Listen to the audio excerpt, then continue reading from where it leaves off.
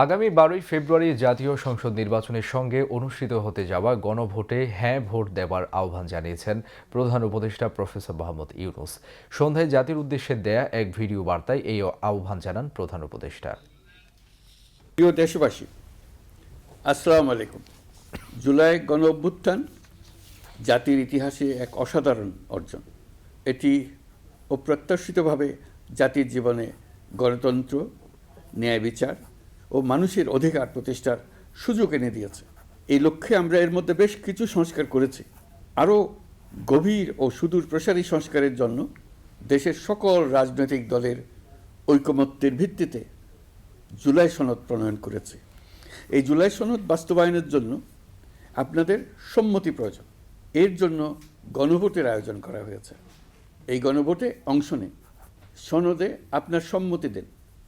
আগামী 12ই ফেব্রুয়ারি জাতীয় সংসদ নির্বাচনের দিনেই অনুষ্ঠিত হবে গণভোট। গণভোটে আপনি হ্যাঁ ভোট দিলে বৈষম্য, শোষণ আর নিপীড়ন থেকে মুক্ত হবে বাংলাদেশ। গণভোটে হ্যাঁ ভোট মানে তত্ত্বাবধায়ক সরকার ও নির্বাচন কমিশন গঠনে সরকার ও বিরোধী দল একসঙ্গে কাজ করবে।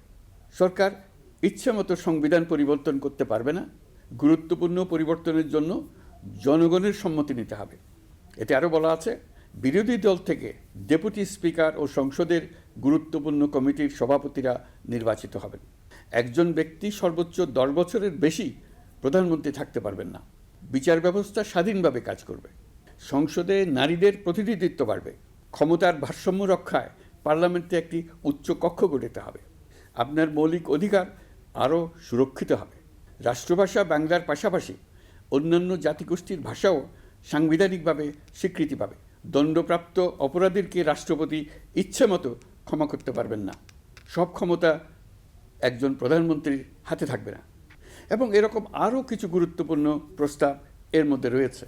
আমি আপনাদের সকলের প্রতি আহ্বান জানাই, আগামী নির্বাচনে গণভোটে অংশ নেন। রাষ্ট্রকে আপনার প্রত্যাশা মতো গড়ে তোলার জন্য হেঁতে সিল দেন। নতুন বাংলাদেশ গড়ার চাবি এখন আপনার হাতে।